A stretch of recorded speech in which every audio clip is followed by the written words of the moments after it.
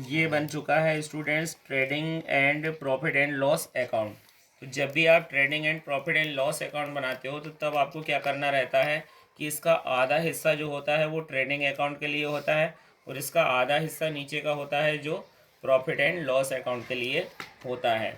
तो इसमें ध्यान रखने वाली ये है बात कि जितने भी फैक्ट्री से रिलेटेड एक्सपेंसेस और इनकम होती है उसको आप ऊपर वाले साइड लिखते हो, और जितनी भी आपकी ऑफिस से रिलेटेड चीज़ें होती हैं उन्हें कहाँ लिखते हो, नीचे साइड लिखते हो।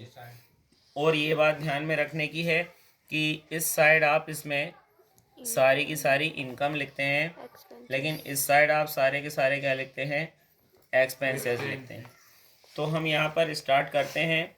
जैसा कि मैंने आपको फॉर्मेट बताया था उसके अकॉर्डिंग सबसे पहले टू ओपनिंग स्टॉक लिख लेंगे, फिर इसके बाद परचेस लिखेंगे और परचेस में से रिटर्न को माइनस कर देंगे। इसके बाद वेजेस लिख लेंगे। देन आफ्टर आप क्या लिखोगे, बाय सेल्स, और सेल्स में से रिटर्न को माइनस कर देंगे। फिर इसके बाद बाय क्लोजिंग स्टॉक लिख लेंगे। अब हम टोटल करते हैं क्रेडिट साइड का और टोटल करते हैं डेबिट साइड का। तो क्रेडिट साइड का ज़्यादा है और डेबिट साइड का कम है। तो क्रेडिट साइड में से डेबिट साइड को माइनस करने पर हमें मिलता है 6,208 रुपीज़। ये हमारा कहलाता है ग्रॉस प्रॉफिट। इस ग्रॉस प्रॉफिट को यहाँ से ट्रांसफ़र करना रहता है कौन से अकाउंट में, प्रॉफिट लॉस अकाउंट में।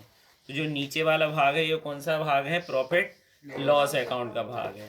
तो हमने ग्रॉस प्रॉफिट को यहाँ ट्रांसफ़र करके ले आए 6,208 रुपीज़। इसके बाद हमने देन आफ्टर क्या करना चालू किया, ऑफिस के एक्सपेंसेस लिखना चालू किया। तो देखिए सबसे पहला एक्सपेंस है जर्नल एक्सपेंसेस, दूसरा है डिस्काउंट अलाउड, फिर है सैलरी, फिर है इलेक्ट्रिक चार्जेस। ये सभी हमने यहाँ पर एक्सपेंसेस लिख दिए। अब हम क्रेडिट साइड के टोटल में से डेबिट साइड के टोटल को क्या है, माइनस कर लेते हैं। तो यहाँ पर हमें मिलता है 3,544। ये हमारा आ जाता है नेट प्रॉफिट।